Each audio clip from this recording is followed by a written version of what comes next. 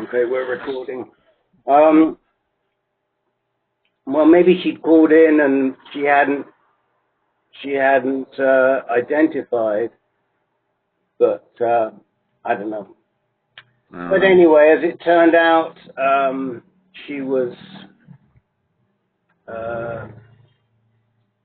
I think she got good information, and it was good that Tom Guthrie came on the call because he was, he could speak to Memorial Sloan Kettering.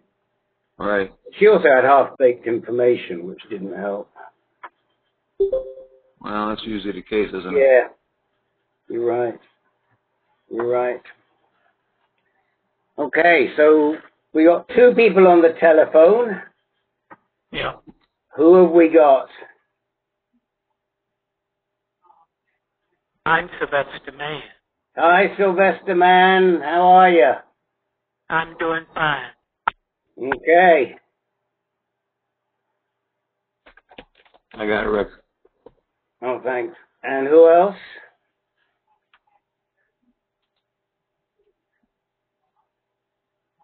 Somebody else on the telephone? Okay. They'll tell us when they feel like telling us. So, let's see, who have we got here? Oh, they're all coming in now. Ida. Oh, I should start my video. I forgot to start my video.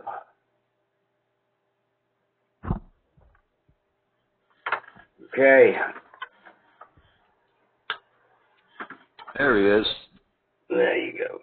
Start my video, and Eric. Oh, now we've all got video. All right, so I see Jake, Jeff Ledoux, Eric Bookbinder, Sylvester Mann, Ron Shaheen, Peter Kafka. Anyone else? No one else right now. Okay, let's see who else comes on. I suspect there will be more. How's that weather in the Northeast there, Jeff? Are you getting hammered again? We got 2 feet at our house. We've got snow up over the sides of the driveway that are taller than I am, and I'm over 6 feet. Oh, wow. Wow. Well, I hate to tell you, but it's a gorgeous day here today. Really nice.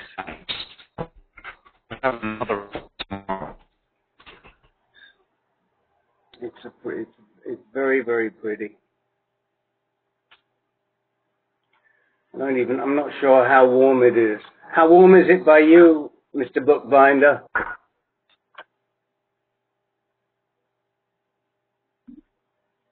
Yep. Oh, can you hear me? I can hear you now. Yeah, well, it's clouding over. It's very nice outside, but it's starting to cloud over. They say might rain tonight. You're right. I'm looking, and there's cloud on the north side. There's no cloud. On the south side, it's like high cloud. But I just came back off of the water, and it was gorgeous. It says 63, but it's warmer than that. It must have been 70 degrees up in Corte Madera, at least. And it was really nice. So, Oh, hush. Well, but you see, the reason I ask Eric what it's like where he is because, I can go 5 miles and the weather can be significantly different. I thought you were going in the other room. This is true. This is true. Are any of you guys in the downrange of that Linda Dam? No, that's quite a good ways northwest. Okay. Probably about 90 miles northwest of here, wouldn't you say, Eric? How far? About 90 miles. Oh, well, they say it's 100 miles north of Sacramento, so it's more than that. Oh, 100 miles north of Sacramento. I didn't realize it was that far north of Sacramento. Yeah. Mm. So, Yeah, no, it's not going to affect us much. Okay, so let me see who I've got on my list. I've got Jake, Jeff Ledoux, Eric Bookbinder, Sylvester Mann, Ron Shaheen, Peter Kafka, Bill Franklin. Who else is on the call? Paul Hobson. Paul Hobson. Welcome, Mr. Hobson. Thank you, guys. And what's the weather like down under? 31 degrees, so quite hot. 31. So that's 31. So that is hot. So that's about close to 90 Fahrenheit, right? 80, high 80s Fahrenheit. You remember Fahrenheit?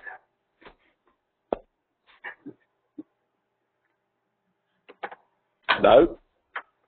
Okay, so Rick, Google says it's 150 miles about. 150 miles, okay. So whilst you're there, what's 31 degrees centigrade? Oh, 9/5 plus 32. That's right. I just 54, calculated that 86. 30 is what I do. Yeah, so it's 87, 88, something like that. 80, that's what I said, the high 80s. How about by you, Mr. Kafka?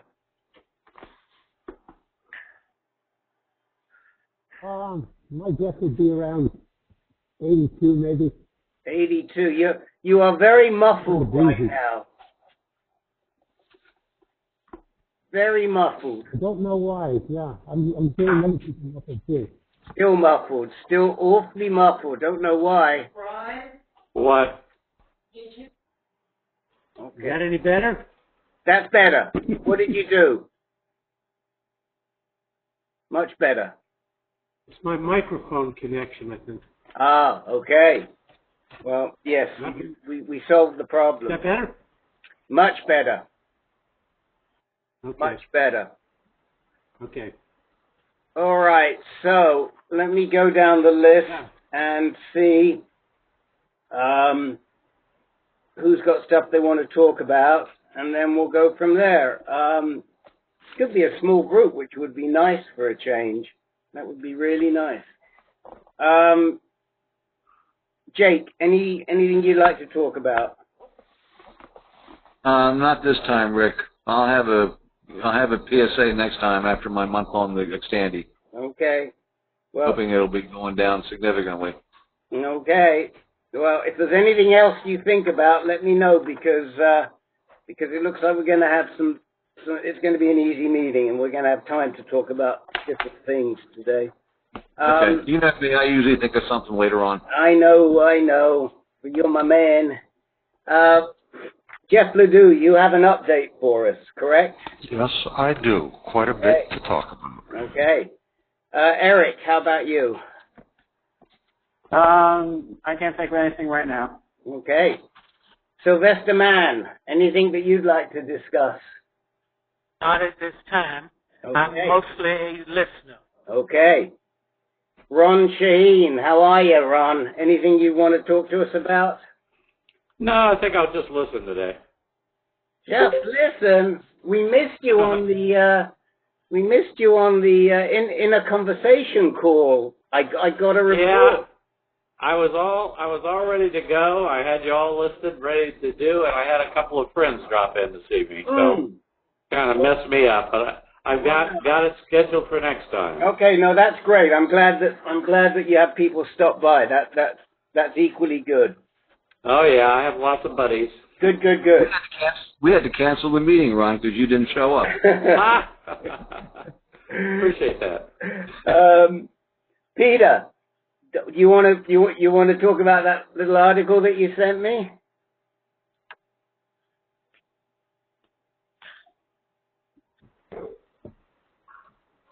Peter? Oh, me. Okay, sorry. I was spacing out there for a minute. I'm sent it to Dr. Turner, and he had a question about it. Well familiar with it as you were, but he had a question.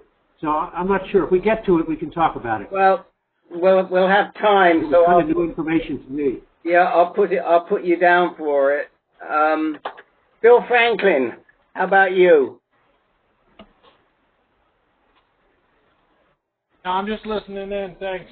Boy, nobody wants to talk today. You're going to challenge me with stuff to come up with here. Rick, I do have something I'll mention. Something I found that I posted on the Facebook page. Okay. About a liquid biopsy. Okay. Good. You know, I don't see those those Facebook posts because I never go on my Facebook. So I don't know why. I have to talk to you about how to make sure I see what you put there. I just have to remember to check. And Paul Hobson, you want to give us another update? Just a brief one, yeah. Good. Okay. And have I missed anybody who would like to say anything? Okay. Well, let's kick off with Jeff and see where we go from there. Actually, before we do that, and whilst it's still on my mind, I think most of you probably saw the notice that we are expecting to host Sam Denmead next Monday. And Sam Denmead is an endourinary medical oncologist at Johns Hopkins, and he's been leading the BAT, the bipolar androgen therapy research. His protocol is not exactly the same as the one that Frank Kelly did, which really more follows Mike Schweitzer, who's the other guy that's much involved in the bipolar androgen therapy up at Fred Hutchinson and Seattle Cancer Center, which is part of the University of Washington. But he's probably more the leading guy, and he's the guy that everybody's been writing about. When you've seen this in the newspapers here and in the UK, it's Denmead's trials that they're talking about. So one of the guys who doesn't attend our meetings, but he does stay in touch with me, wrote to me recently, and he asked me, would we like to hear from Dr. Denmead on our call? And I said, that'd be great. And so we've set it up for next Monday. He'll probably talk and take questions for the first hour, and then we'll have a regular meeting in the second hour. How regular, I don't know, because there'll probably be a lot of new people just listening in, and obviously we're not going to get to all of those new people, so I got to figure out how to handle that.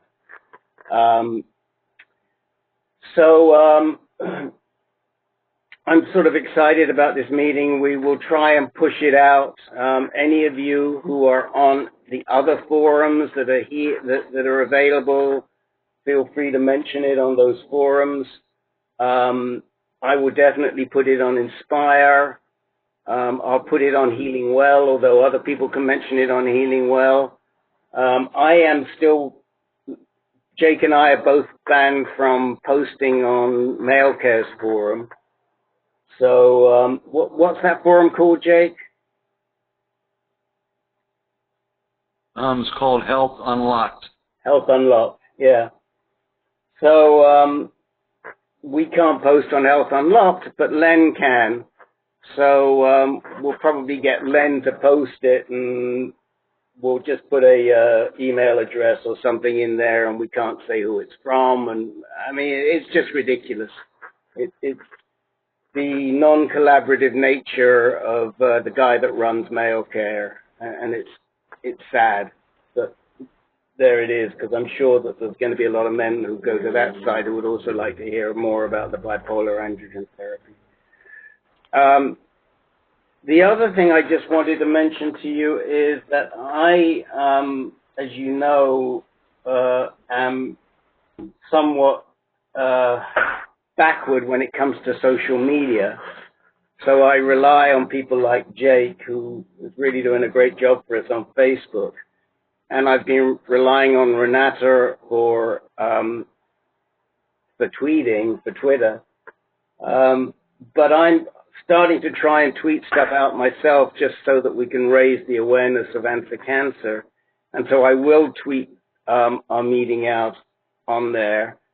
But any of you who do happen to use Twitter, it would be great if you could follow us just so that we can get our follower numbers up a little bit, because we don't have that many people. I know people have seen what we send because we get people thanking us and endorsing us, but they may not necessarily follow us. But it would be it's worth mentioning to you. And of course, we're on. If you don't know, we are on Facebook, and we do put some good stuff on Facebook. I should say Jake puts some good stuff on Facebook. I sometimes feed him stuff to put on there, but Jake's doing a great job there. All right. Is Facebook, Rick, is Facebook under what name? Answer Cancer or you or what? Answer Cancer Foundation. It's all on Twitter and Facebook are under Answer Cancer Foundation. Okay, good. Is that right? That's right. In fact, anybody that's interested, I'll post a link to the Facebook page directly if you're online. That'd be great. So why don't you do that? That'd be good. That'd be good. And Jay, can you put a link to our Twitter page? Do you have that? If not, I'll do it when somebody's talking. Yeah, I'll try to. Okay. I'm not big on Twitter either. I don't quite understand it, but yeah, I'll try. Right. Okay. Well, if not, just send me a note, and I've got it bookmarked, so I can put it on. Okay. So those were the main advertisements for today. Jeff Ledoux. Rick. Yes. Rick Paul Hobson. Yes, Paul. I've got a physio appointment at 10:30. Could I quickly? Yes, you could. Jump in. Absolutely. Please go ahead. All I wanted to mention was I've now had my second Lutetium treatment last week. Right. Had the first one on the 8th of December.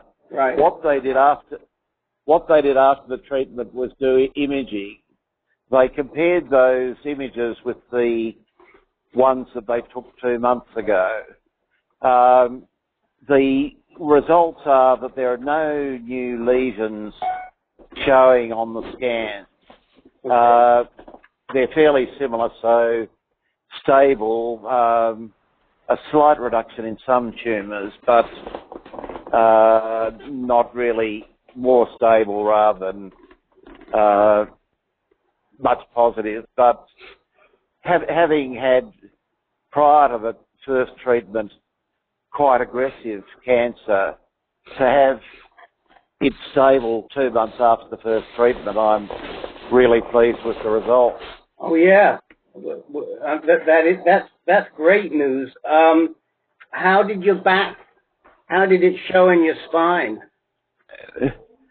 There was quite a bit of take up in the area where the operation had been. The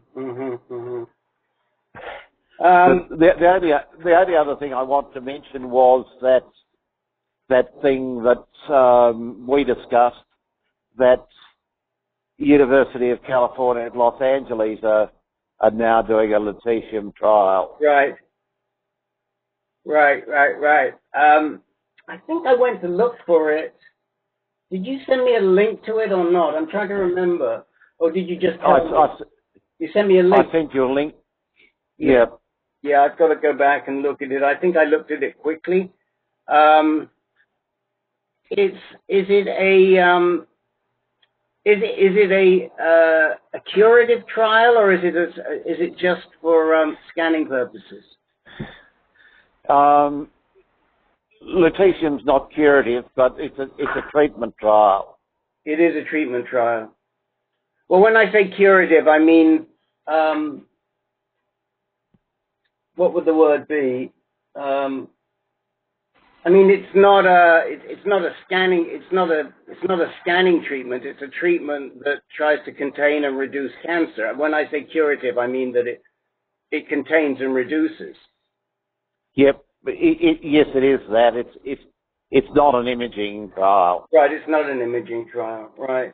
So just thought that some of the other guys may be interested that there's now an active trial in the States with Lutetium.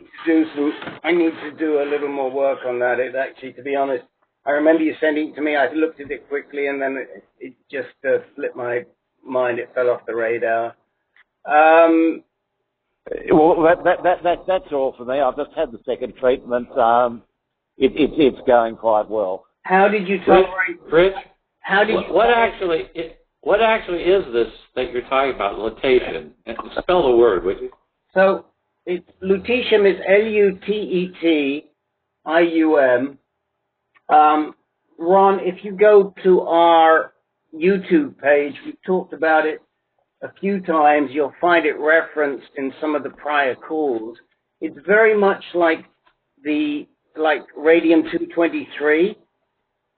It's the same concept as the radium-223, the Zytiga, which you're familiar with. Yep. Except that it's a lot more targeted.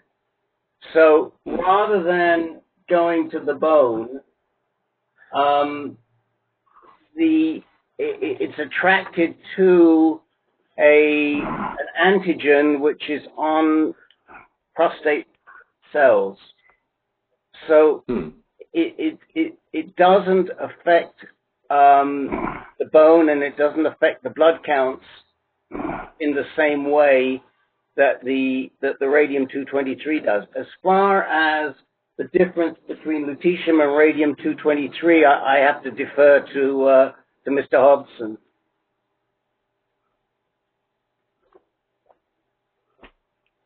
Paul? Well, the lutetium also, rather than being attracted to bone, will go to the prostate cancer in lymph nodes and soft tissue and so on. Right. Do you know how the lutetium is different as an agent to, say, radium-223? Well, radium-223, the radium is attracted to calcium in the bone. Right. Whereas the lutetium targets in on the prostate cancer. Right. It's much more targeted. Right. So what is the treatment? What do they do? They do an infusion with a nanoparticle that has, one part of it is a ligand that's targeted to the prostate cancer cell, and that carries a radioactive isotope which delivers the radioactive treatment. So the particle finds the cancer cell, then delivers the isotope. So it's essentially an infusion, and anything more than an infusion, or is it just a simple, what is it, 30-minute, 40-minute infusion? 30-minute infusion. Okay. And how did you feel after it, or do you feel any side effects? Have you noticed any side effects? The main side effect is, I suppose, tiredness. I've been quite tired for the few days after the treatment. The other thing is that, as well as targeting prostate cancer cells, lutetium to a lesser degree targets the saliva glands. So there is a bit of dry mouth type of thing, but that's pretty bearable. So relatively few side effects. When's your next treatment, Paul? They're doing it on a 6-weekly basis, so towards the end of March. Okay. How's your progress with your mobility this week? Slow. Slow, huh? Well, stay with it, man. You know, I mean, I know it's really hard. Do you feel like you're making any progress? I'm making some, but they've told me that the nerves were damaged when there was the pressure on the spinal cord, so I'm not going to get full walking function. Mm-hmm. I'm going to be mobility aids for the rest of existence.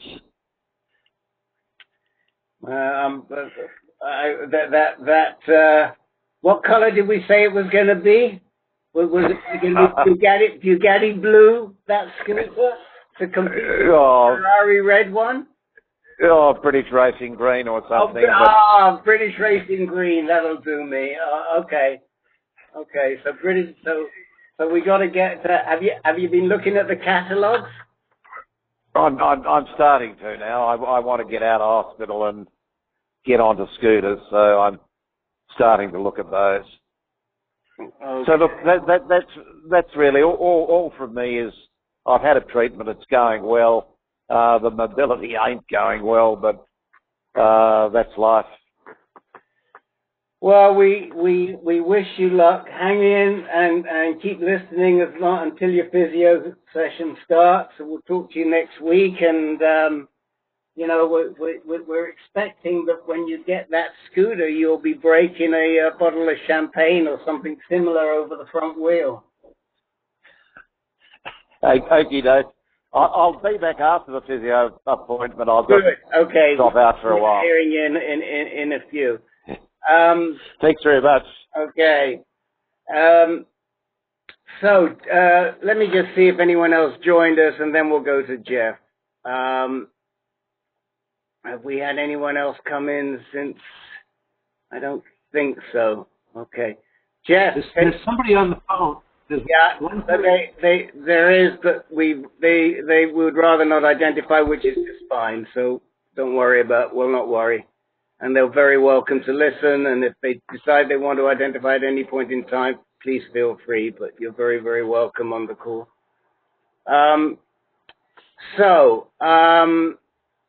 Jeff, take it away.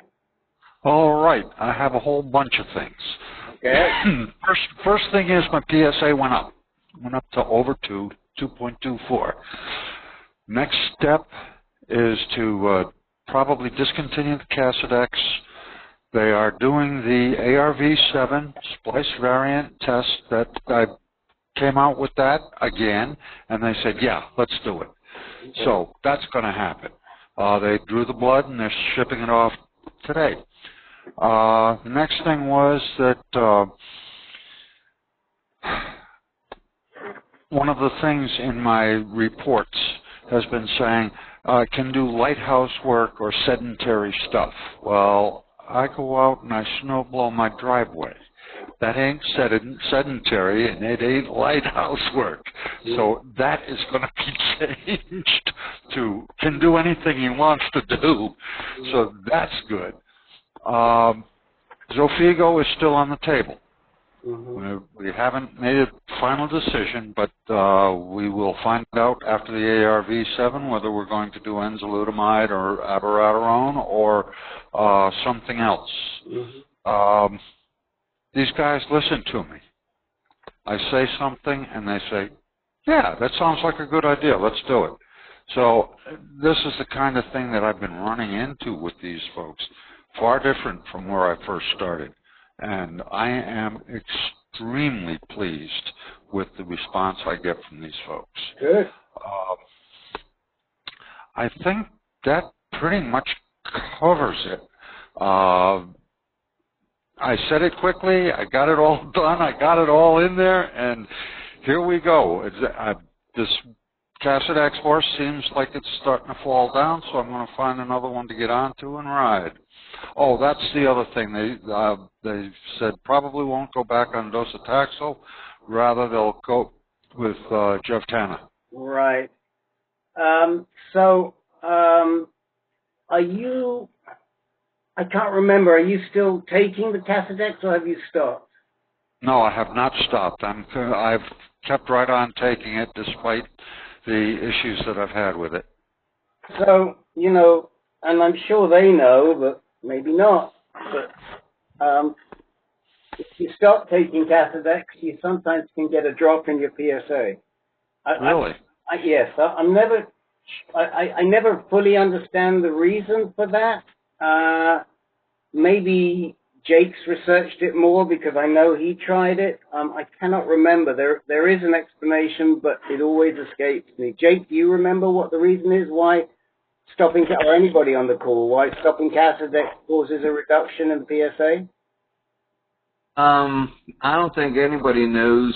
It's called the anti-androgen withdrawal syndrome. Mm-hmm. It works in apparently approximately 20 to 30% of patients.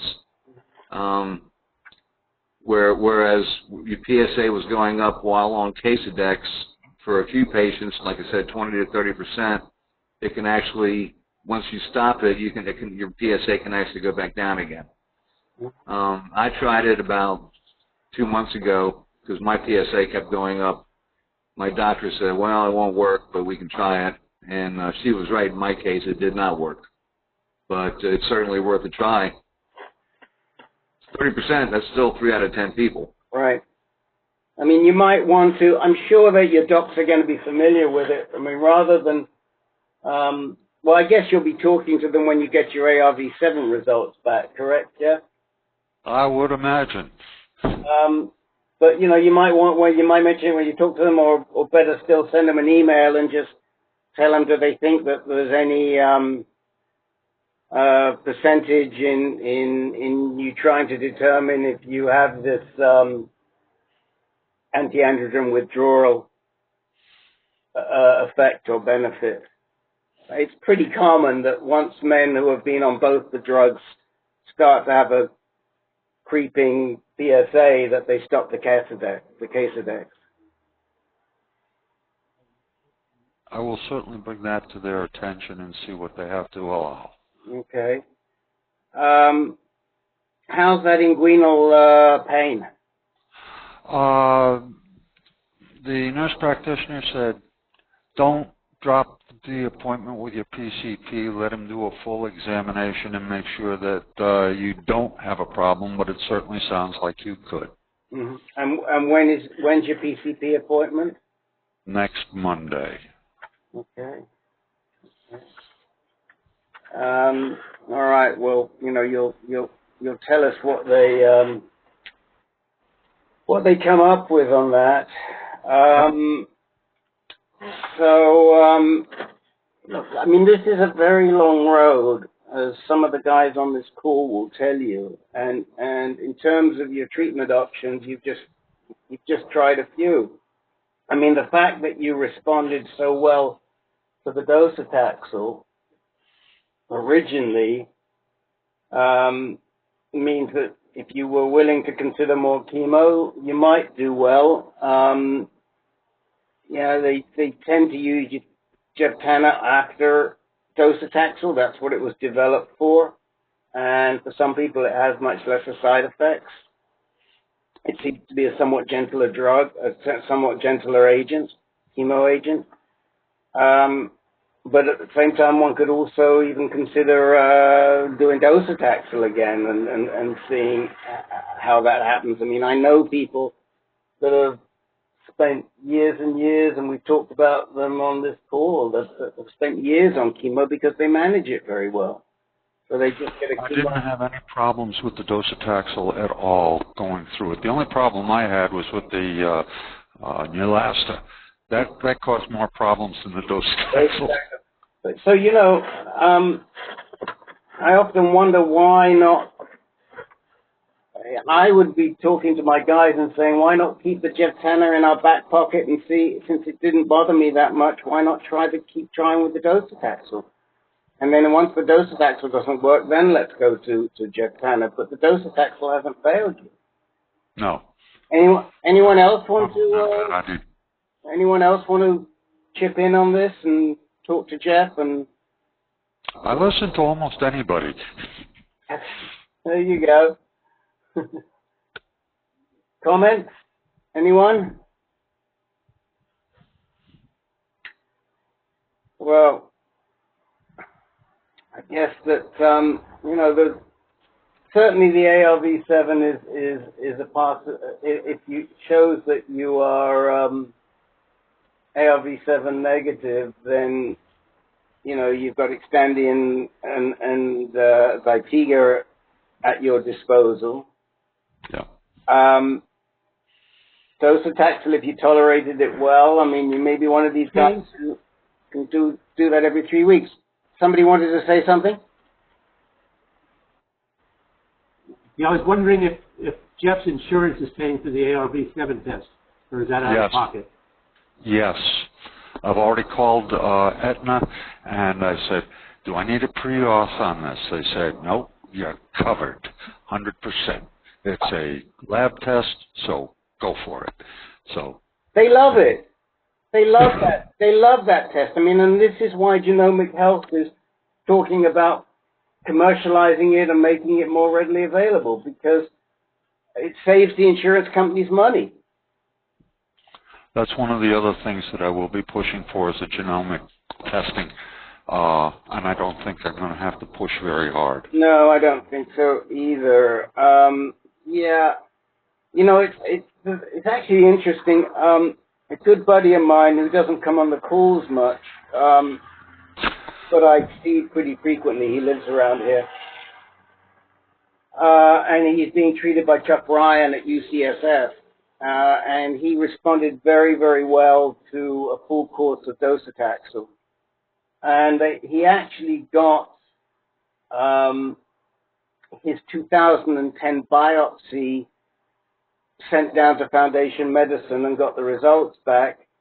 And the reason he did that, the reason Ryan did that is because he said they wanted a baseline. I mean, they recognized that going with an old sample probably wasn't going to show too much. At the same time, he felt that it would be good as a baseline. It's certainly, I wouldn't recommend, if it were me, I wouldn't want to do that. I'd say no, let's just get let's get a tumor sample from somewhere. But having said that, there are some people that, some of the docs are doing it the old-fashioned way. Well, I mean, Eric, they did it that way too, I know. With Eric, Eric Bookbinder, they used an old sample, and now we're pushing him to get a new sample, right? You can wait. He's got his mouth full of it. See, that's the trouble with this video. I can see what's going on here. If they want to do another biopsy, I wouldn't be real happy with it, but I would go along with it if it would give a better sample to work with. Well, let me see. Originally, you see, they may be able to get a sample for you. They may be able to get a sample from your prostate, which is really easy. You know that? Yeah, I still have the whole thing sitting there. I can do what they want. I can go with another Trust PNB. And that's a lot easier than doing the bone, doing a bone sample, a bone biopsy. But the bone biopsies, at least from what I've been told, are pretty. They're invasive, but they're not that uncomfortable and they're not that difficult. At least, I mean, I have not had one done, so I can't tell you. But the people I know who have had them done, that's what they tell me. Anybody on this call had a bone biopsy? I don't think so. It's interesting, Rick, that we're talking about that, because that's one of the things I was going to mention. That I posted a link at the very top of the chat box. Right. There's a new test called Guardant 360. I don't know if it's FDA approved. I don't know how it compares to Foundation One or any of the other tests, but they're talking about it as being a alternative to a bone biopsy. And they do say that in the article, the full thing is going to be posted at the Gynec, some kind of symposium that's coming up on the 16th. Right, Genitourinary Symposium. Thank you.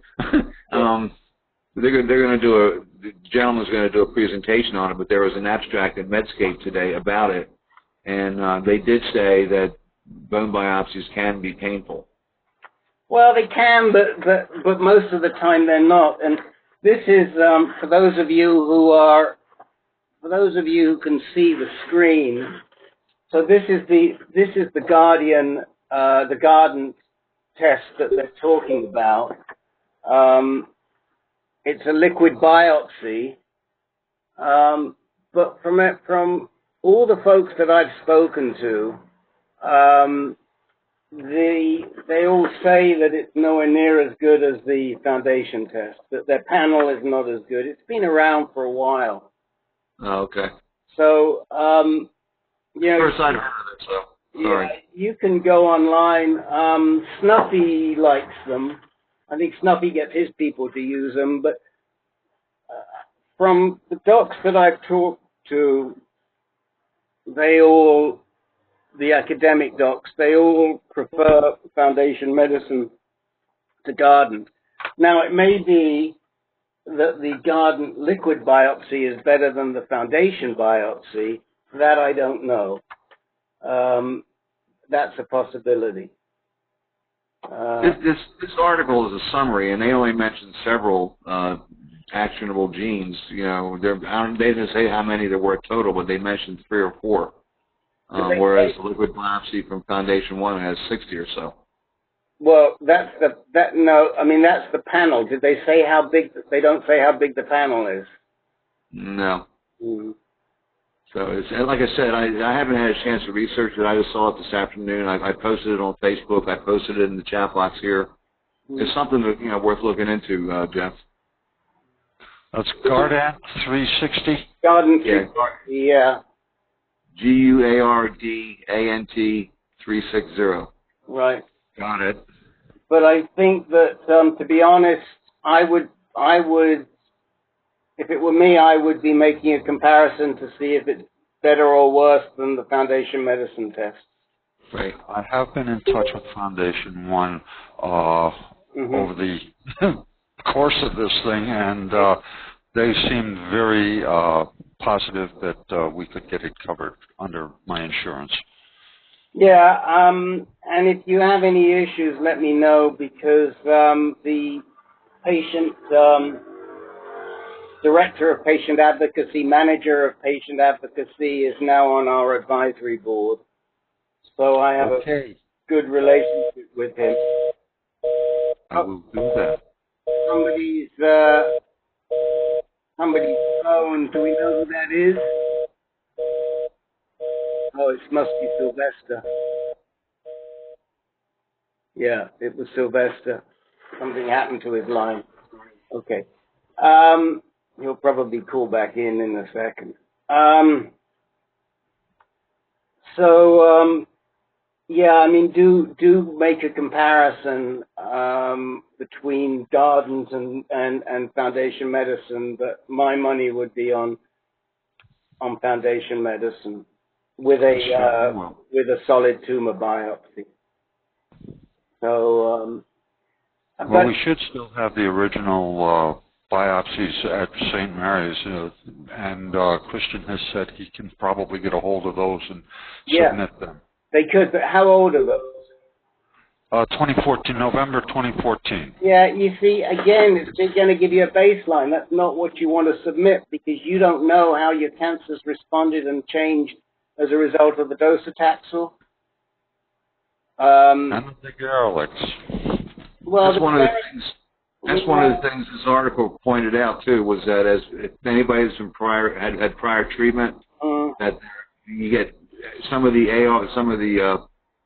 ARs get modified. That's, as Rick's been pointing out for a year. So if it's not within the last 6 months, it's probably not going to be any good. I will push for a new biopsy, even though I'm not real crazy about it. Yeah. But what I would... You don't like biopsies? Say that again? I'm being wise ass. You don't like biopsies, Jeff? No, I don't. My comment in one of the forums was it's like somebody driving a Kubota up your butt with a front end loader on it. Yeah, but you know what? You don't. It's a lot more. Even though I know it sounds ironic, it's an easier procedure than doing the bone biopsy. Now, I go along with that. Now, you know, if your guys are not familiar, then I can send you some information, and you guys on this call have heard me say this a bunch of times about Peter Nelson's work from Fred Hutch Seattle Cancer Center that showed that in prostate cancer in particular, that it doesn't really matter where you take a biopsy from, they all seem to have the same genetic composition in the same man. So, in theory, a bone biopsy is going to show the same genetic composition as a prostate biopsy. So men who have their prostate intact, it's just an easier alternative than a bone biopsy. My own personal feeling, I don't have a basis for this other than some anecdotal evidence, is that you're probably better off with a bone biopsy.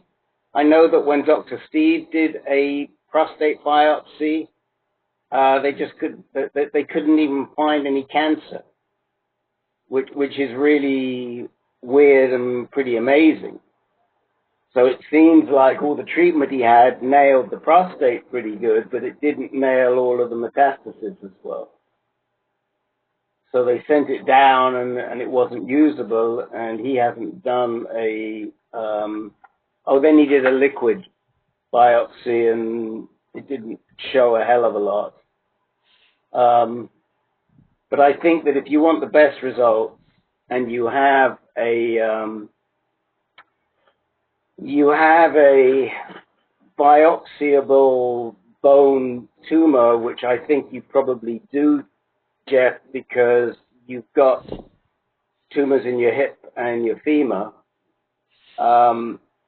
then that would, if it were me, that's what I would be asking him to do. Because they have unlimited choice. They've got bone, ribs, sternum, spine, there you go. Hips and femurs, so they can play around wherever they want. No, they would want to probably avoid the spine, but I think the other places, if they can access them and they can see them clearly, would probably be what you would want to do. So anyway, but Peter's cool. Peter, are you still with us?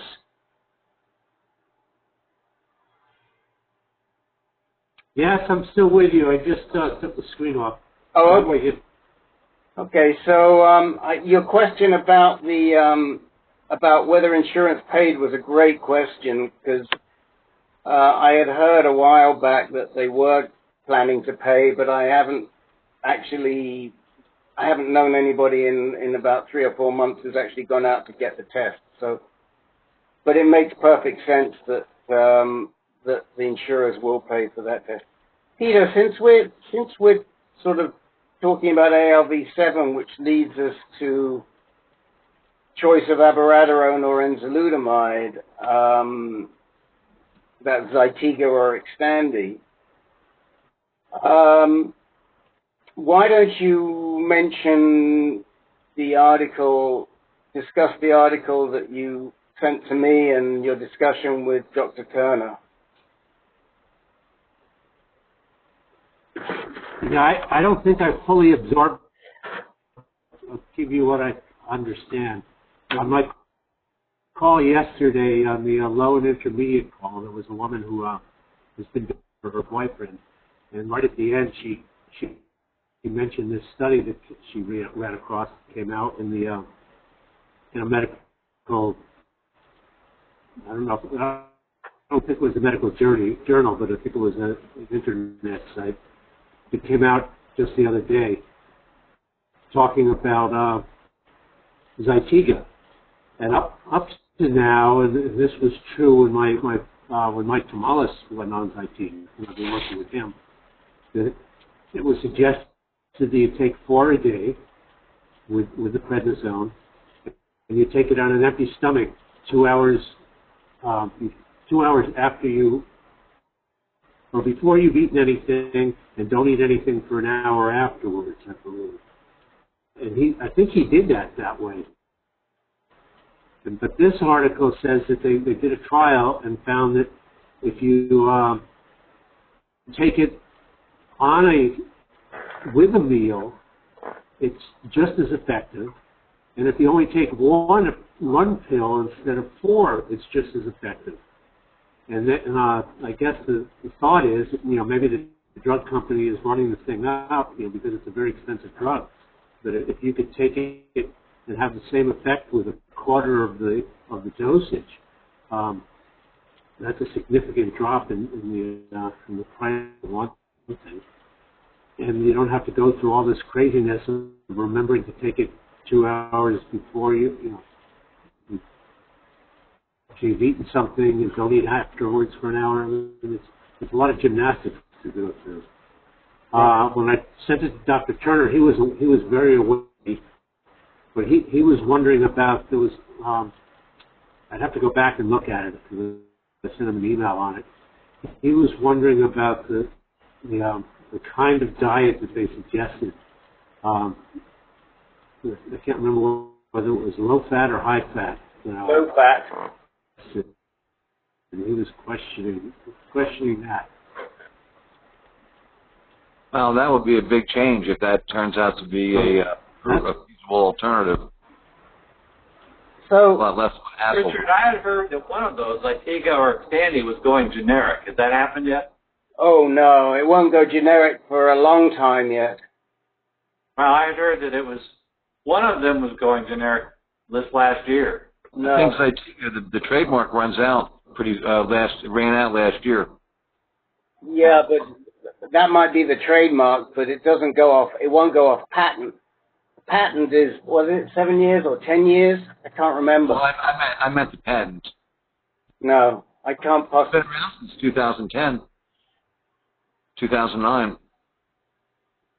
Yeah. I heard this at the last cancer conference in Marina Del Rey that and I don't know which one it was, but one of them was going to go generic, and that was when that was said.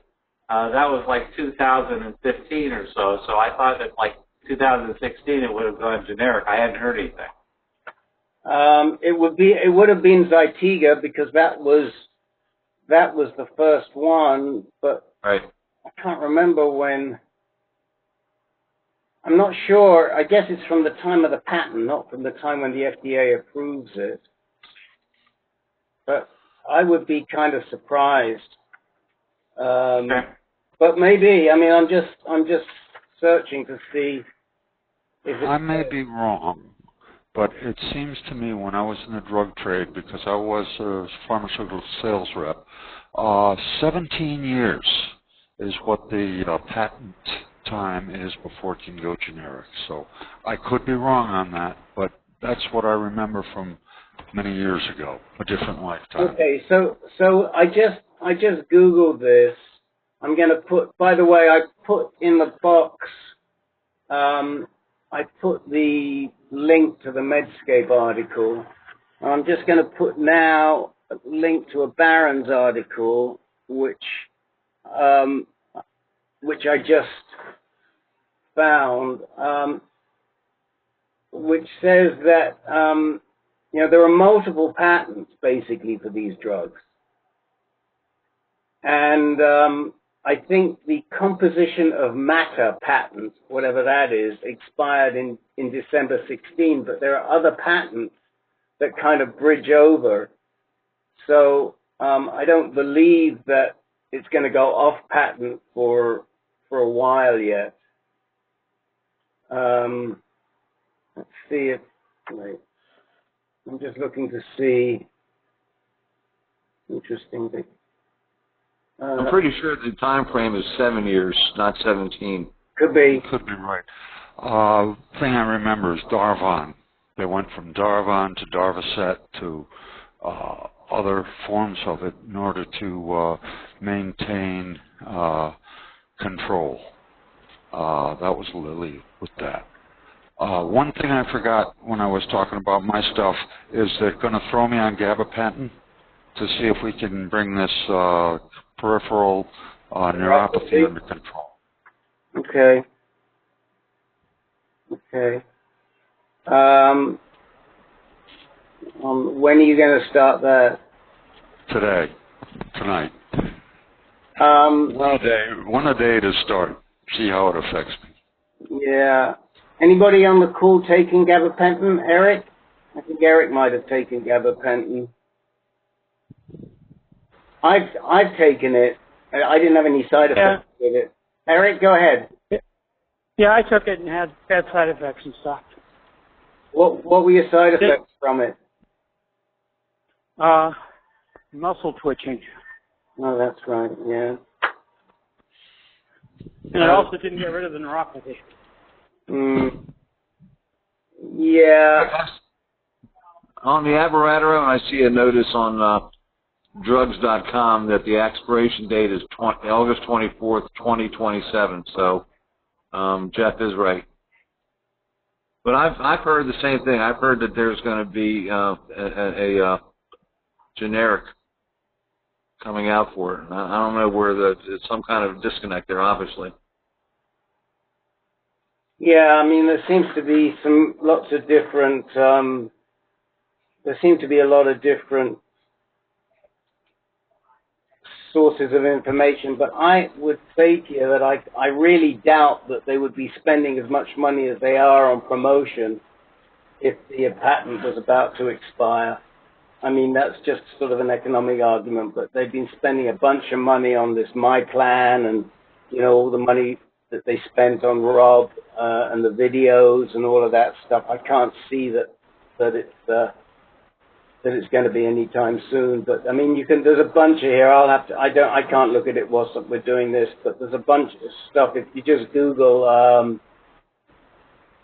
when does abiraterone go off patent, is what I put in, and you'll find a bunch there. But I don't think it's anytime soon. But what I do want to say is that this is not this news about taking abiraterone with food is nothing. It's not new.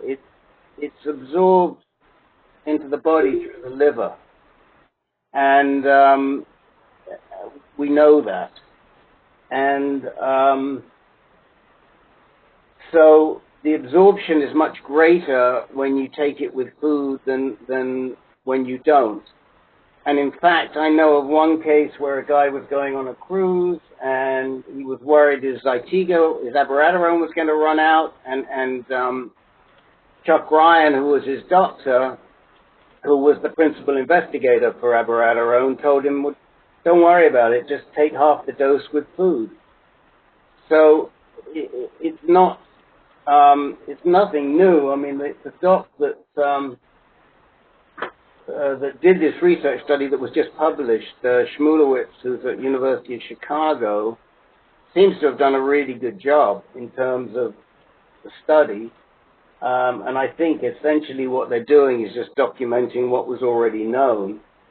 I actually tweeted it out today, including a copy to Janssen. Like, I'm sure they know about this, but my guess is that they're going to have to come up with something to start to try and protect their volume. Either that, or they're going to hike the price. So, you know, don't be surprised if it goes to $40,000 a month instead of, or $40,000 instead of $10,000, or $36,000 instead of $9,000, or you know, maybe it stays at $9,000 and they give you a quarter of the pills. That could happen too. So, yeah, that would be my guess. That would be my guess, that they'd keep the price the same and tell you to take one instead of four. And they give you 25% of the pills. You tell you to take it with meals. Right. I'm sure that's what they'll do. Right. So, so yeah, but thank you for bringing it to our attention, Peter. I mean, it's a good discussion. And if any of you are on Zytiga or considering Zytiga, don't just decide that you're going to try and save money and cut your dose, but discuss it with your medical oncologist, with your GU med-onc, and see what they think. I mean, my only concern is I'm not sure if it's harder on the liver if you take it with food. And I don't know the answer to that. And I don't think that they addressed that in the study, but I don't know. If I haven't read the study. Let's see. We've got a couple of people have come in. Tom Van Zant, hello. How are you? Did you want to talk to us about anything today? Oh, you paused yourself.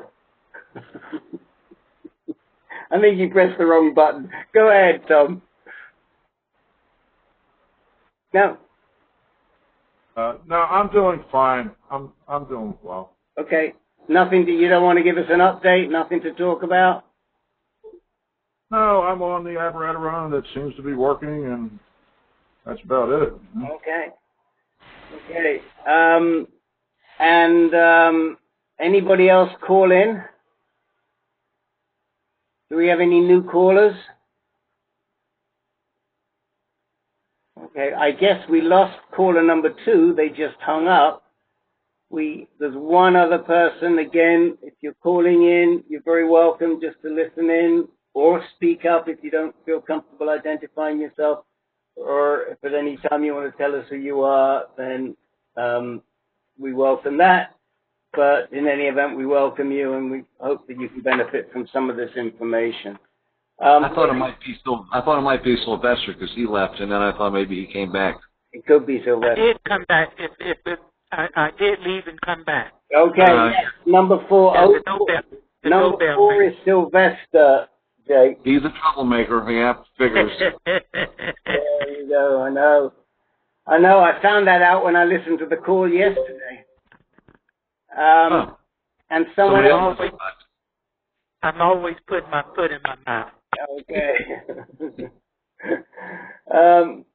Somebody else just joined us. Who was that? Oh, maybe that was Eric. Yeah. That was. Yeah, I got disconnected and reconnected. Yeah, that was Eric. Okay, that's fine. Okay, so let me see. So we've talked to Paul. We've talked to Peter Kafka. We've talked to everybody. Hey, Rick. Yes. This is Bill Franklin. Yes, Bill Franklin.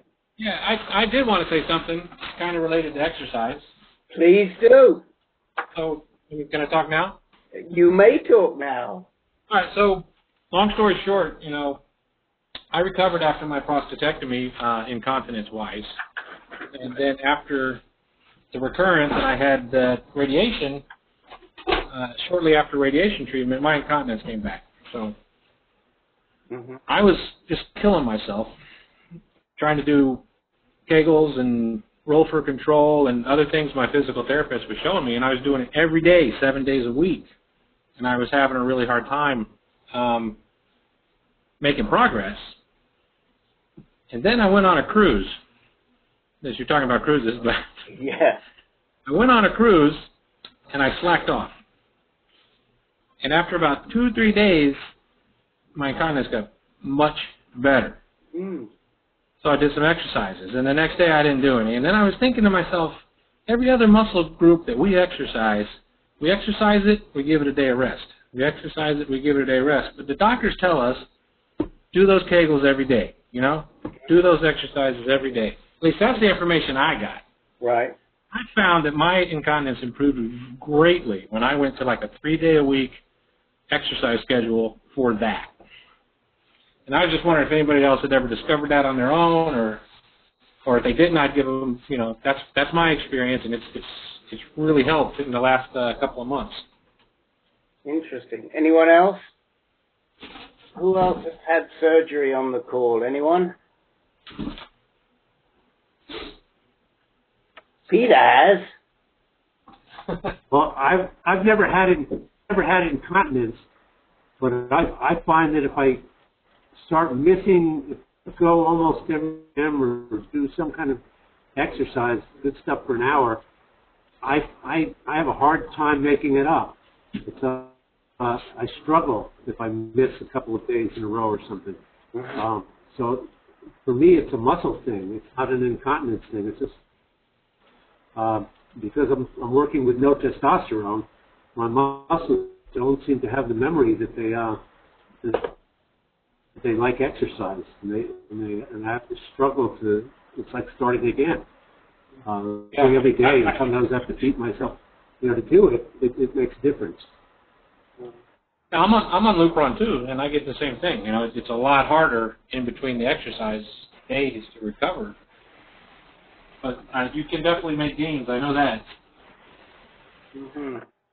And how long is it now since you've gone to this less frequent regime with your Kegels? Still. Since November last year. Okay. And I'm Suddenly, I seem to be missing everybody's audio. I don't know what's happened. We can hear you. We can hear you, Jeff. But he can't hear. Now he can't hear you say that. That's right. Well, I'm gonna mute him. So he'll figure it out. That's right. He can't.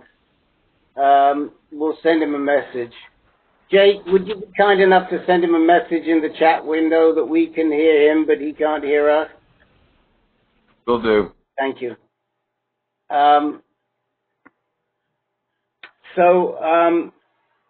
Go ahead. You were saying that it's since November, and where are you now, Bill, in terms of... November now, I'm back to...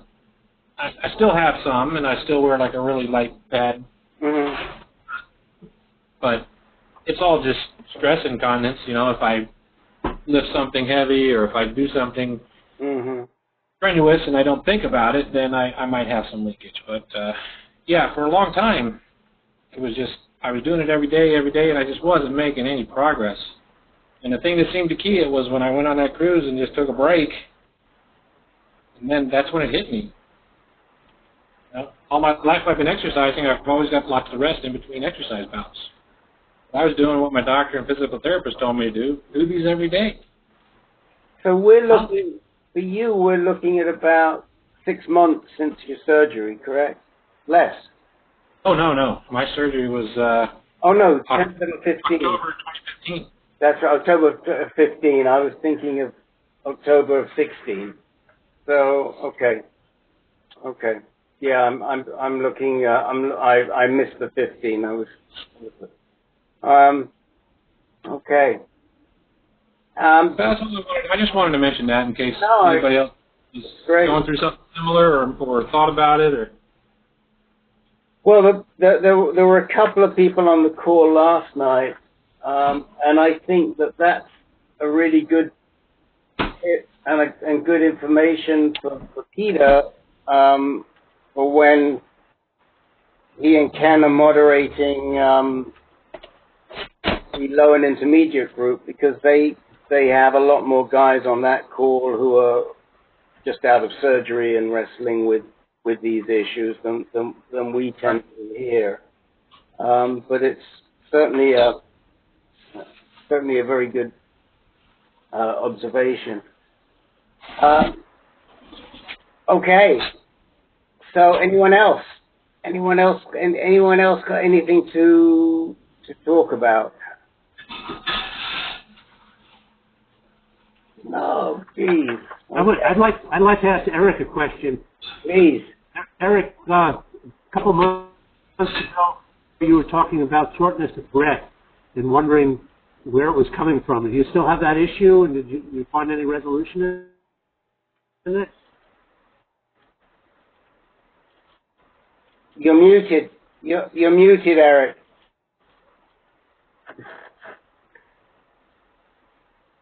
No. Hear me now? Yes. Okay, yeah, the plug wasn't in. So I still have the problem. It's still pretty much as severe as ever. I just avoid doing things in general that get me out of breath if I can. My last visit to the cardiologist, they increased the dosage of my beta blocker, trying to bring my heart rate down. My resting heart rate was about 110, 115. It's now down to about 85. So it's still above normal, but they're happy with it there, I guess. I don't think that's the problem, but that's, that was what the cardiologist was going on, that being out of breath was caused by the high heart rate. So I'm still looking at other things. Keep going.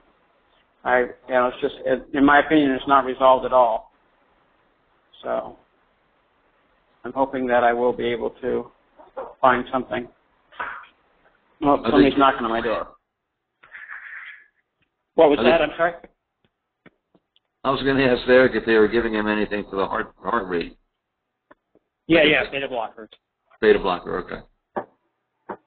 And what are the side effects of those beta blockers? Isn't that an issue with beta blockers? Isn't there an issue with beta blockers? That could be, but I don't have any side effects with this one. Okay. So that I know of. Nothing seems to have gotten worse. For 30 years. Because I used to have a high heart rate too, and I've been on a beta blocker for 30 years, never noticed any effect. Okay. It actually keeps your blood pressure down too. All right. Yeah, my blood pressure already started out down, except when I started taking Zometa. That's when my heart rate went up and my blood pressure went up. And so I've cut the Zometa back to quarterly instead of monthly. But it doesn't seem, has a long half-life in the body, so I don't know yet whether it's going to go down with the reduction of that. Well, Eric, you know that there was a study just recently, like within the last 2 or 3 months, that showed that quarterly was equally as good as monthly in terms of the effectiveness of the Zometa. Right. Yeah, that was why I switched. Right. Yeah, I was talking to the UCSF, to Agrawal and the nurse practitioner, and they suggested it. And then the next time I went into the Berkeley oncologist, I said I wanted to switch, and she said okay. So I stopped taking it. So now I don't even see the Berkeley people but once a quarter.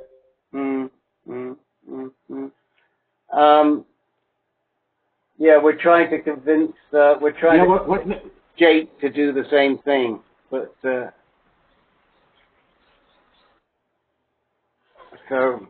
What made me think about this was the other day I had to change a flat tire for a girlfriend, and I just I couldn't believe how fast I got. And I thought, well, wait a minute, this is not I wasn't trying to lift the car by myself. I used the jack and did everything the right way, but it just knocked me over, and I couldn't believe how out of breath I got trying to do a simple task by changing a tire. It just surprised me. I don't know where that comes from.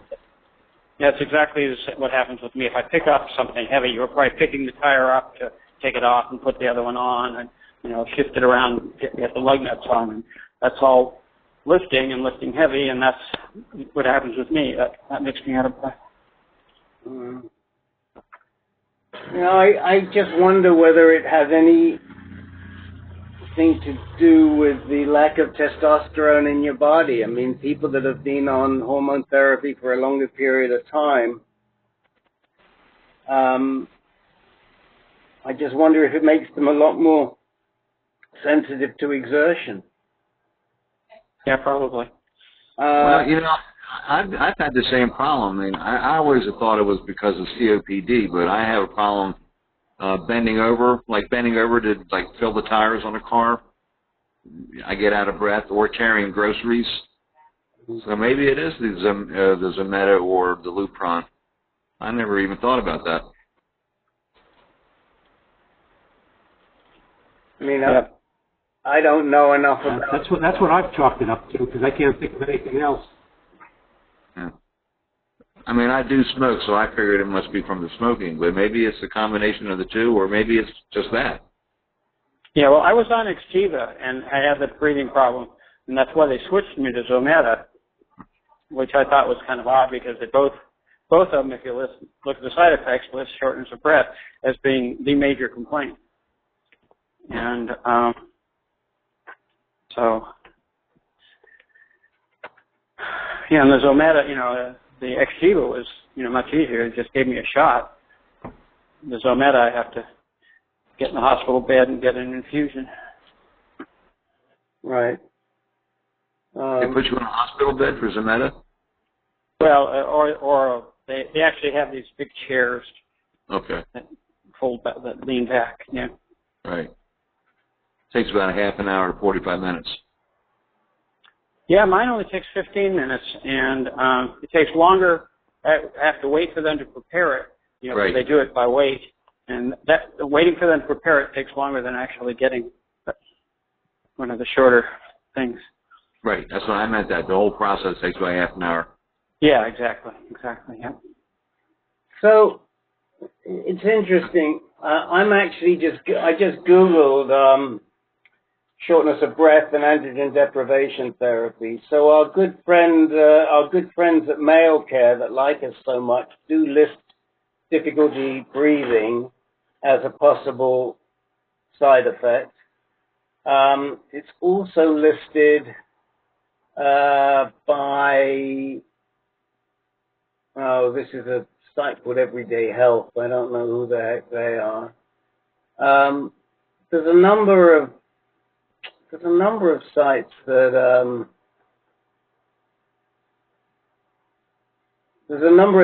that link shortness of breath and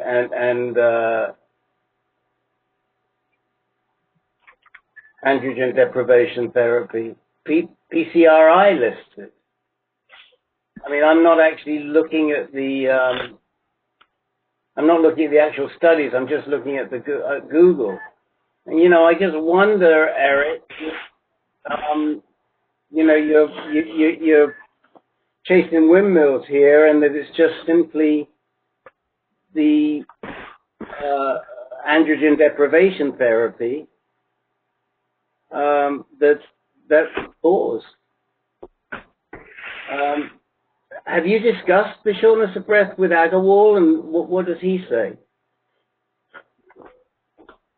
Oh, he just, he says, well, are you seeing a cardiologist? And I said, yes. And he said, okay. That was about it. Really. When you see him again, just tell him, look, I see this as a side effect of androgen deprivation therapy. Have you had anyone else that has suffered from this? I mean, the reason I say that is because I remember that when I went through my Lupron, I had significant liver side effects, and Mac Roach wasn't even aware. He was my radiation oncologist on the liver, and so sometimes these guys are so focused they don't, and they don't read the insert. I bet I actually have an insert from Lupron in my file. I bet if we pulled out the insert, it would list shortness of breath, because this is where these guys get the information from. They just read the insert.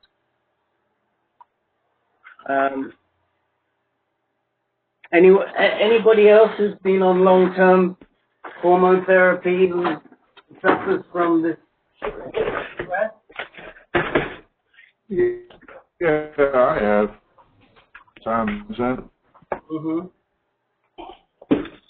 I definitely suffer from shortness of breath. And, I had open heart surgery a year ago, and then I went to see the cardiologist about 4 months after, and he asked me what symptoms I was having, and I told him shortness of breath, so he scheduled me for a stress test, and I passed that.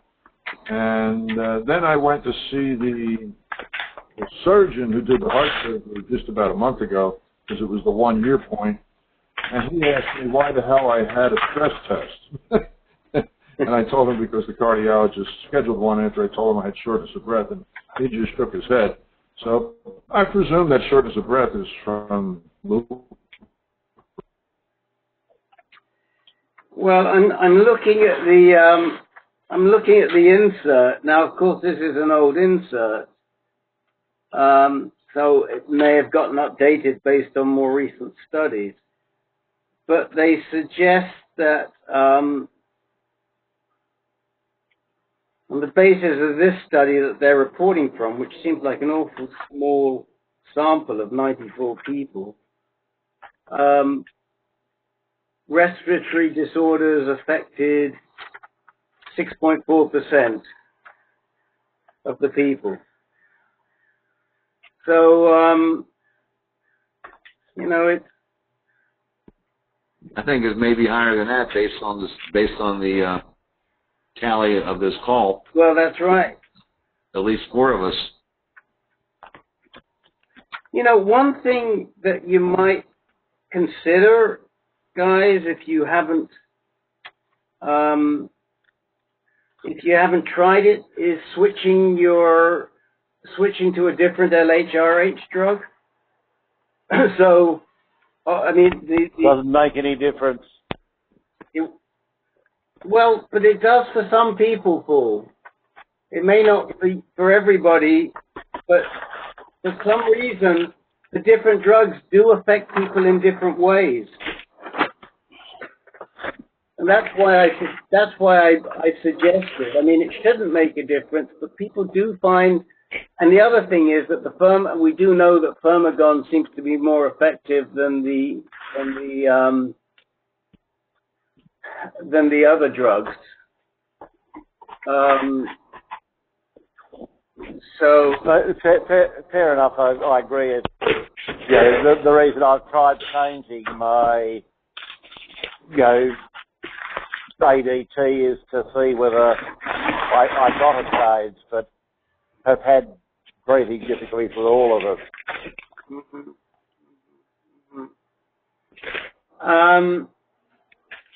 I mean, it's just an idea that you might want to discuss if you can get Firmagon, if they'll pay for it, because it is more expensive. It's a little less convenient because you have to get it every month, right? But it may be a more effective. It is more effective, and it may give you different side effects. And if they won't pay for it, try a shot of Eligard or a shot of Zoladex and see if that makes sense. And if you are on Firmagon right now, try something different. But if you're going from Firmagon to one of the other drugs, and you're not on Casadex, then you're probably going to have to take some Casadex.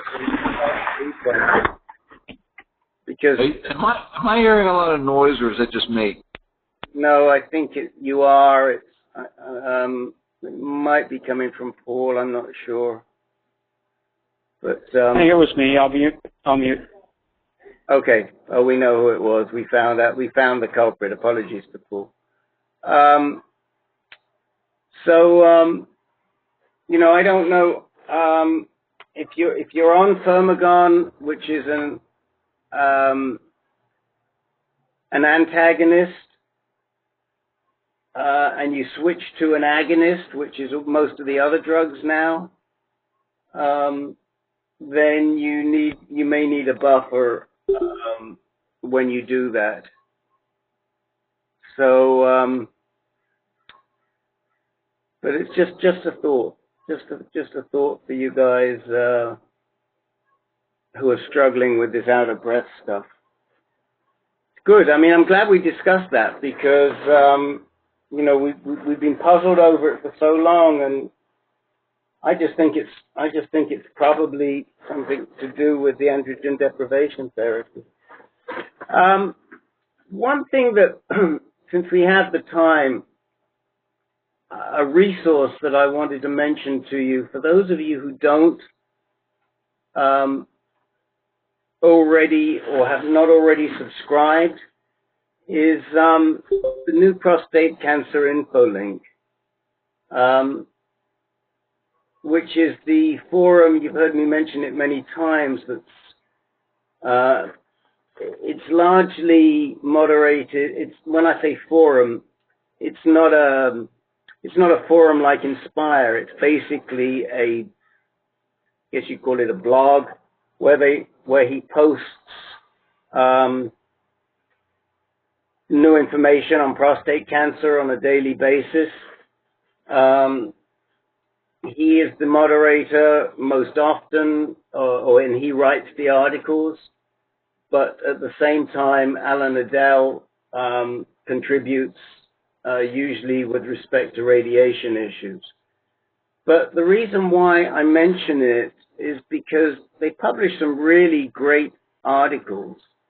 I'm going to share my screen with you. First of all, I just put the blog. I put the link in the post. And for those of you on the phone, it is it's prostatecancerinfolink.net. Prostatecancerinfolink.net. And let me share my screen because I just want to show you some of the interesting articles that have just come up recently. Let me share my screen.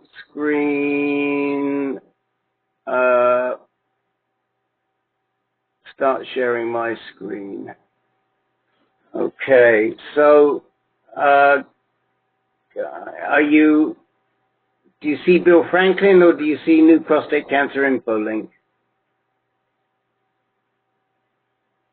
Does that help? Do you see New Prostate Cancer Info Link now? I don't see anything. You don't see I see you and Eric and Tom's camera, but I don't see your screen. Yeah, I don't either. Do you see it now? No, huh? I wonder if this is because, oh, I know why, because I have to make, Eric, I think Jake changed presenter. Yeah, we have to change the presenter to me. There we go. You want me to log off? Right. No, I don't want you to log off. Now, hold on a second. When ready, show my screen. Okay. So now you see my screen or not, still not? Yes, it's up now. Okay, so now I've got to get the New Prostate Cancer Info link up. Hold on a minute.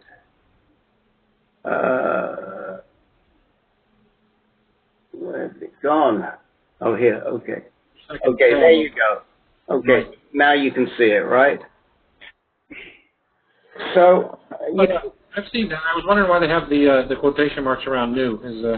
Yeah, I don't know why. It's a good question. You could write to Mike Scott and ask him. This first pop-up. I couldn't find it. Say that again, Bill? I searched everywhere for the old prostate cancer info link, but I couldn't find it. I see.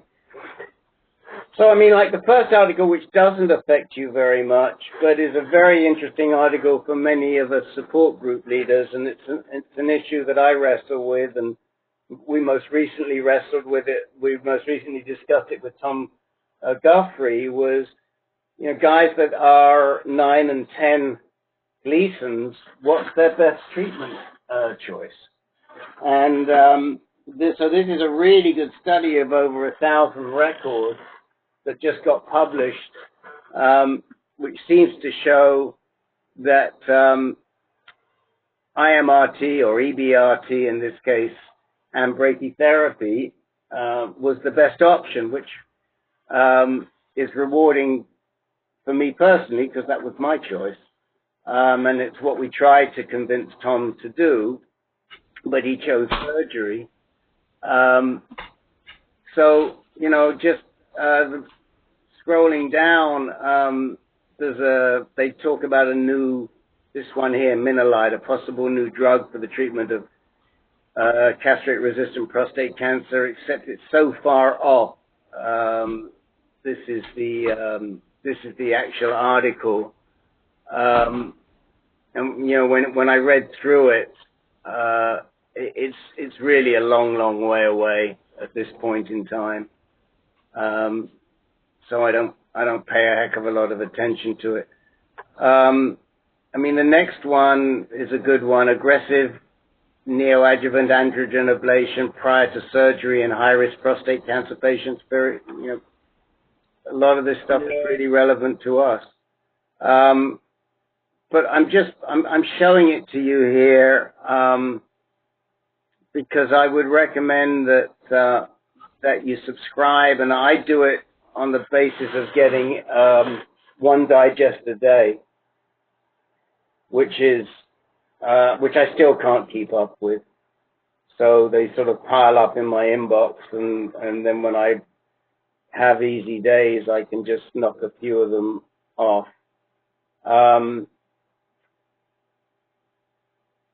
I think you can get weekly digests as well, or you can just visit the site from time to time. But, for those of you who, wonder how I keep up with what's going on, it's not me that's keeping up. I rely on people like Mike Scott.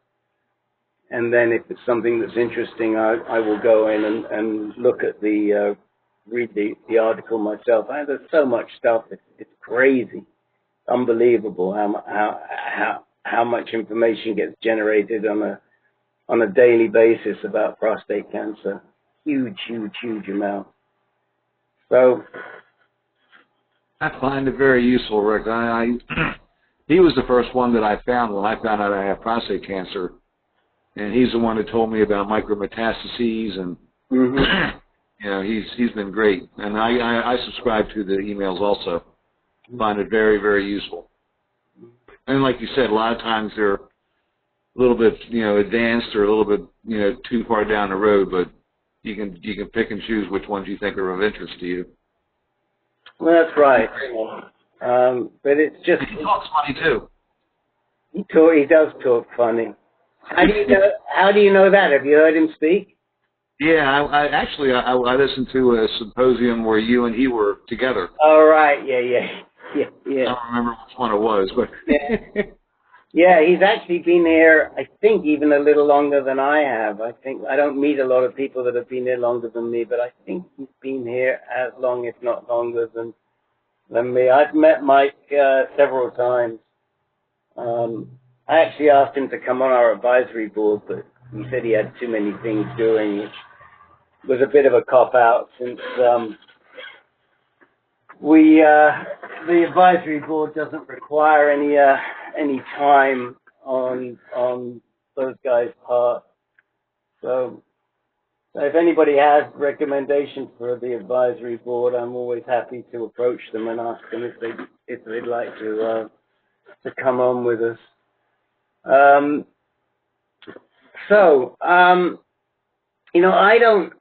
I don't have a lot else that's pressing. This doesn't happen. This is the first time I think this has happened to us in ages.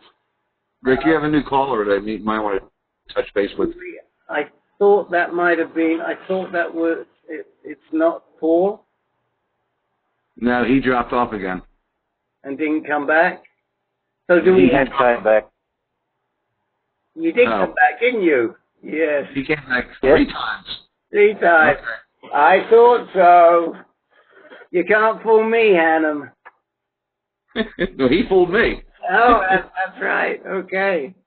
Hobson fooled us. You can, as the Groucho said, you can only fool a firefly twice. I will tell you.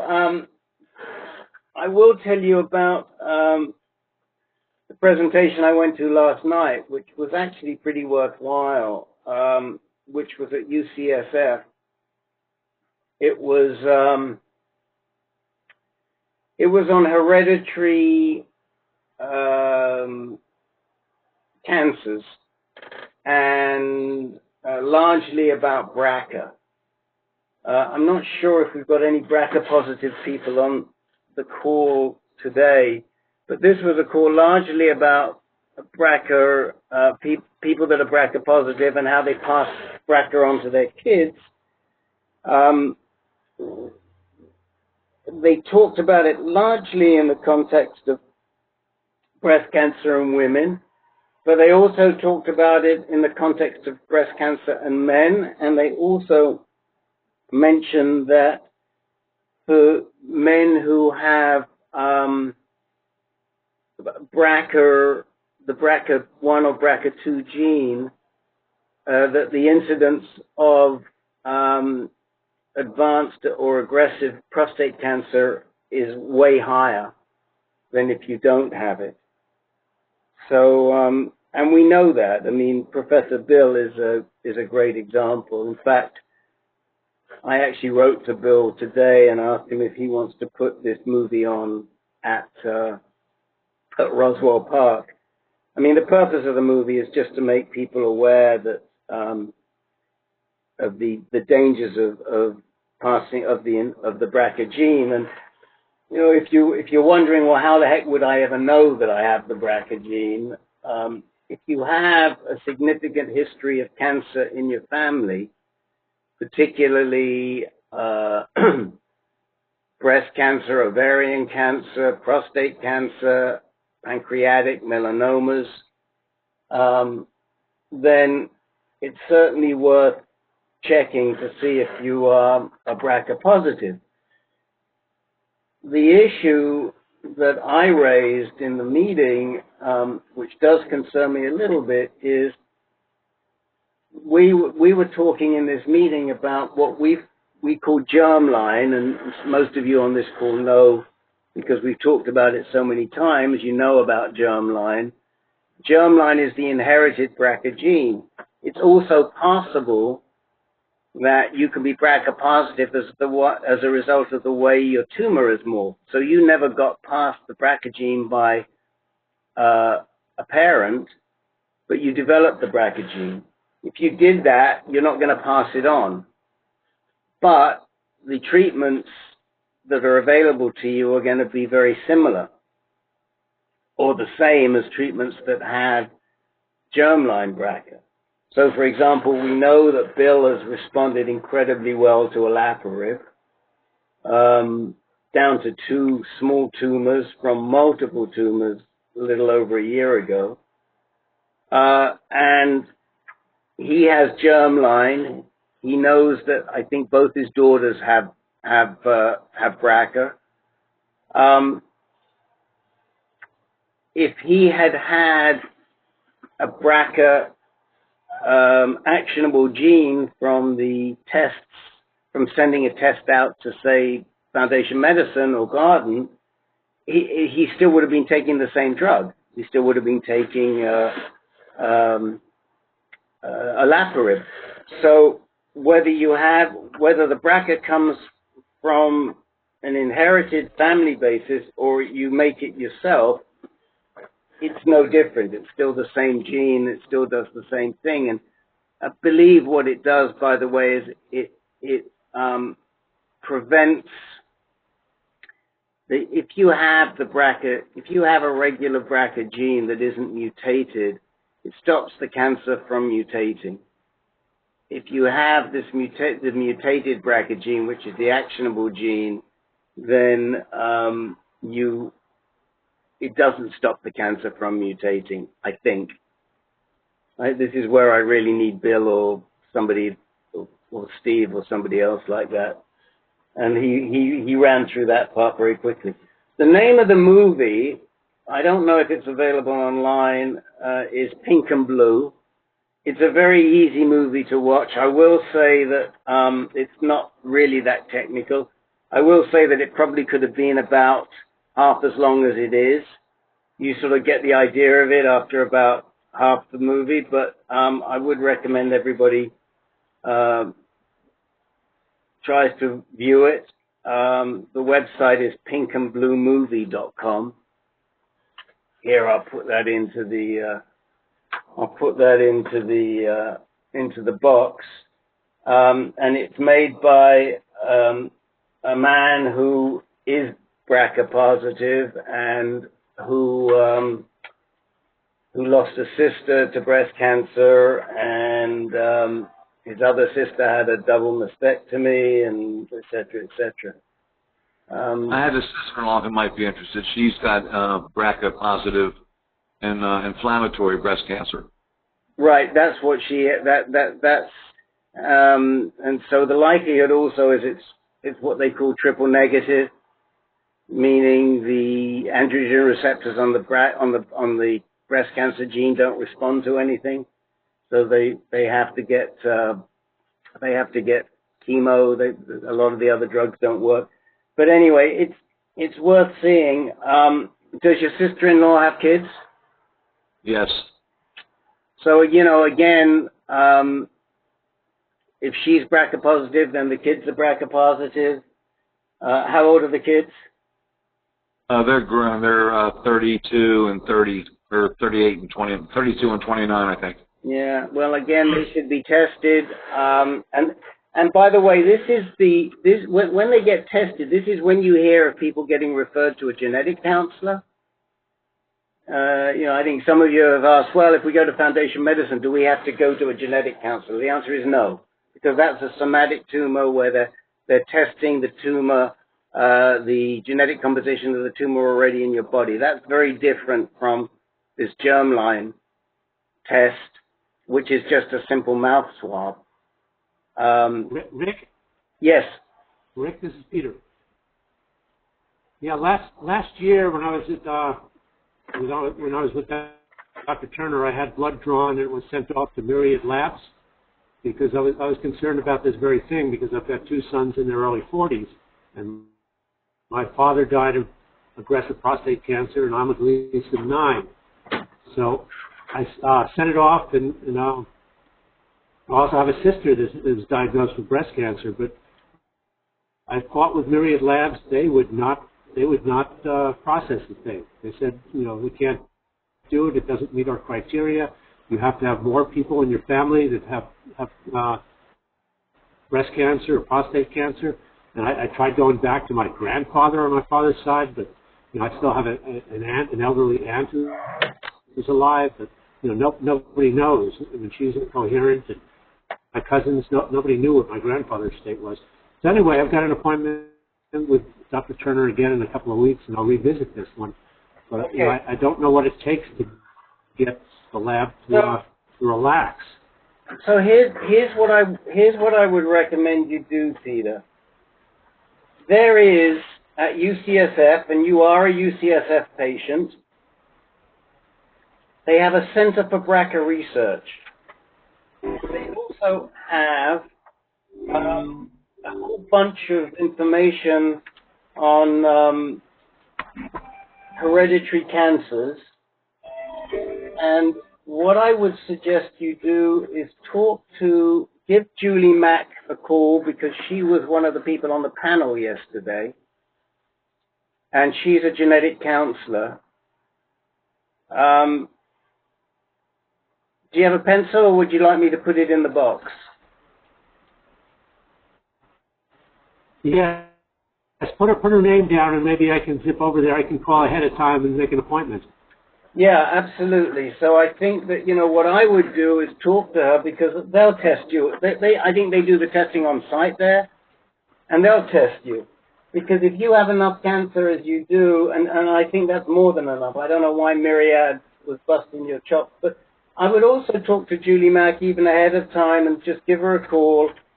Tell her that one of the people that was at the pink and blue presentation gave you her name, and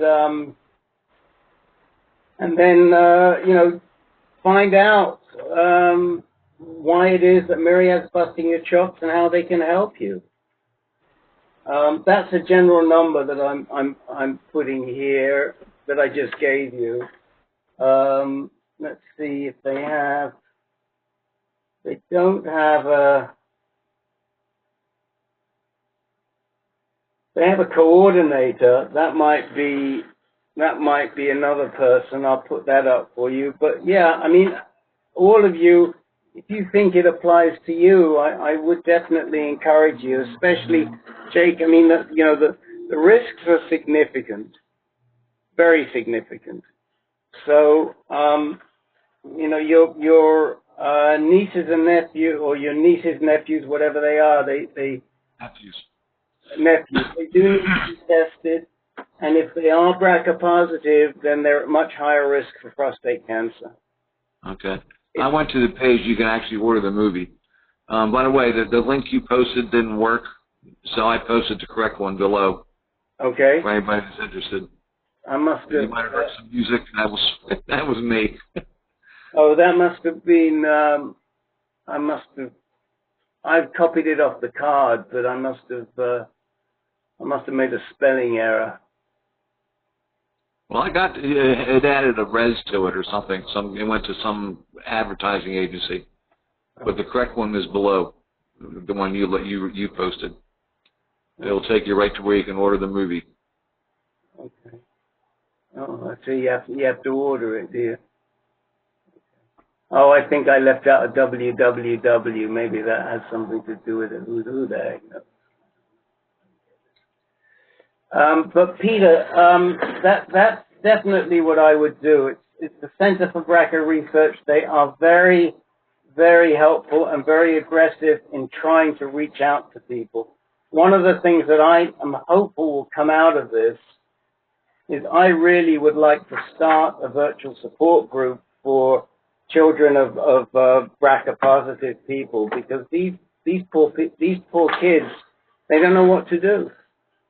I mean, in the movie, they feature a woman who chose to have a double mastectomy at age 20 because she'd seen her mother pass away, and she didn't want that to happen to her. And then they have to think about hysterectomies and oophorectomies and God knows what else. They didn't spend a heck of a lot of time talking about prostate cancer in the movie. They talked about it a little bit in the panel, and I'm sure that if Bill convenes a panel and the movie showing it in Roswell Park, he'll talk about it there. What I don't know is how more whether men who are BRCA positive and have prostate cancer, whether their disease is more aggressive or not, or whether it's more likely to metastasize, et cetera, I just don't have the information on that. But correct me if I'm wrong, but if you are BRCA positive, that gives you additional options, right? It may predispose you to cancer in the first place, but it does give you more options as opposed to being BRCA negative, if I'm correct. Well, when you say more options, in what sense? Well, like the olaparib, for example.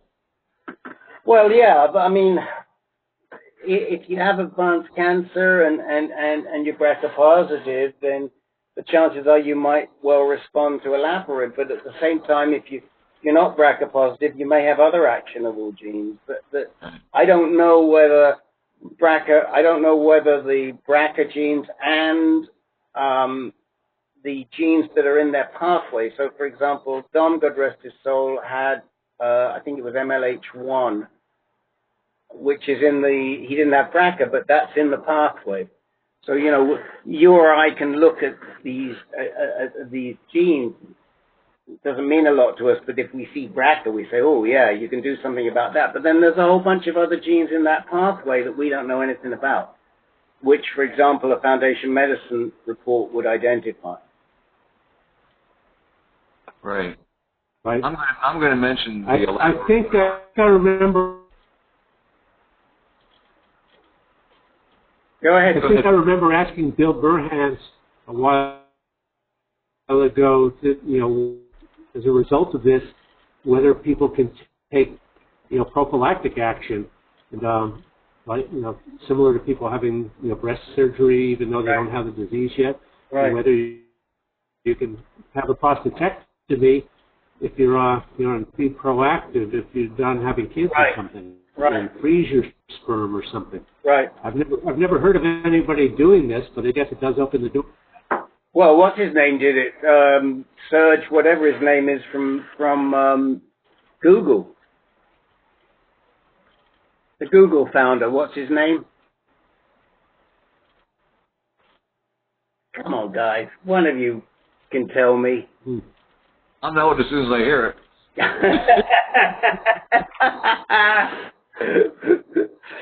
Eric, Eric, you're out, man. Who's the guy from Google? Well, what's his name? Serge.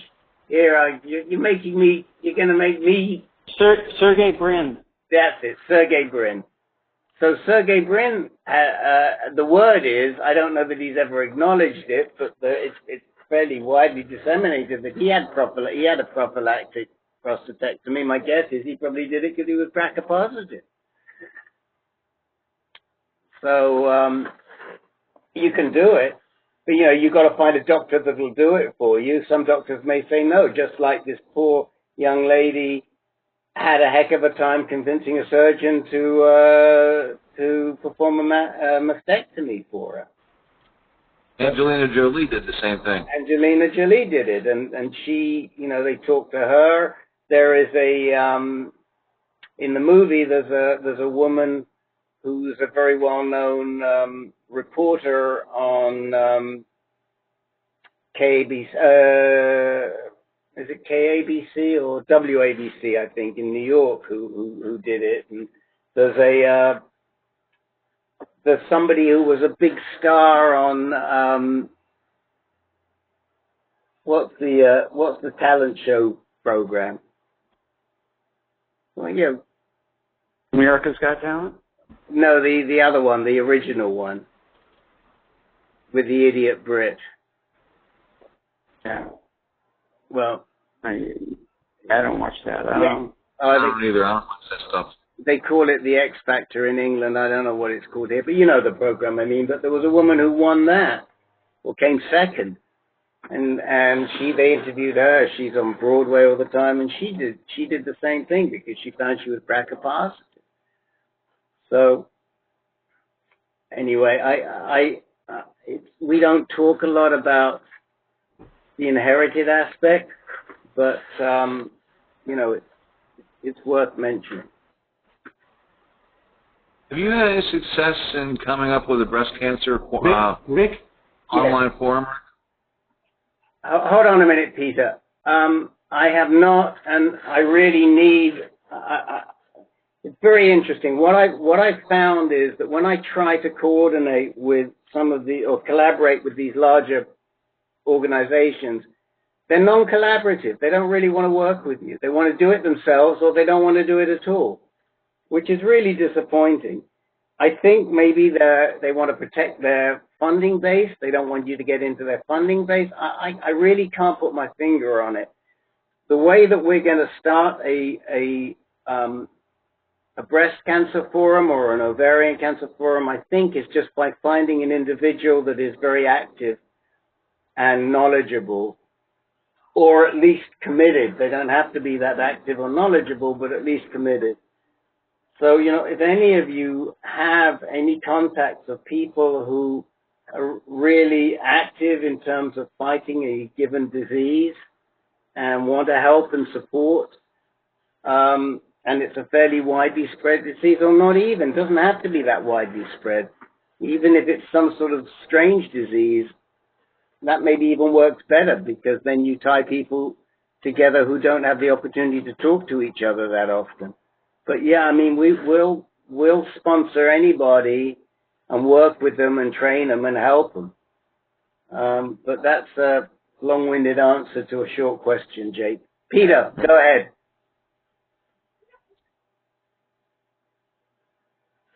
Rick? Go ahead. Rick, is Julie Mack is Julie Mack a Chinese lady about middle age or so? She's not middle-aged. She didn't look that middle-aged from where I was sitting, but she could be. But is she? She's Chinese, yes. Chinese background? She's Chinese. I think I met her at Peter Carroll's office a couple of years ago. But Okay. I think I met her through Peter Carroll's office a couple of years ago. Went in for a follow-up. You quite possibly. Why would you have met her though? She was just in the office when you were there. No, she was I don't know, nurse practitioner or something in there. She was a person I saw when I went in for a follow-up. No, that wouldn't be her. She's a genetic counselor. Julie Mack is a genetic counselor. So I don't think that would have been the same person. Okay. Okay. Okay. Guess what? 7 o'clock. 6 o'clock. What do I do about 7? 7 o'clock for some of you. It's 5 o'clock here. Not having anything to talk about, we filled up 2 hours. I know. Pretty amazing. Well, I did a lot more talking than I like to do. So. Anything else for anybody? Last call. Just thank you for all the information that I got tonight. Good. Great job. Good. I'm pleased. It was a small group, and it's nice occasionally to have this luxury, and it's taught me that I need to have a bunch of reserved topics just in case it happens, because it's hard to put this together to think of stuff on the fly.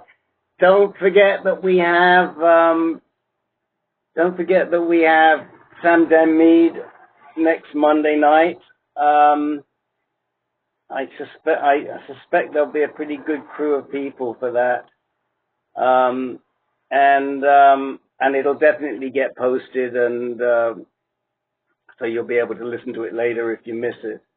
But we've actually got a couple of people that are his patients that attend our calls, so they may come on as well.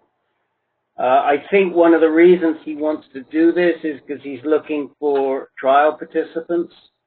So that might also be interesting to some of you. I'll kind of mention that when I send out the call notice. But I got the impression that was something that was on his agenda, that he wanted to talk about upcoming trials. So, all right. Happy Valentine's Day to everybody. I almost forgot. Thank you.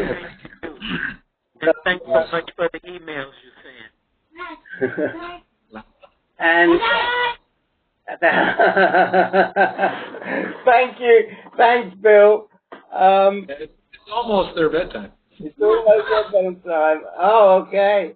So, if you haven't gotten flowers for the wife, there's still time to go out and do that.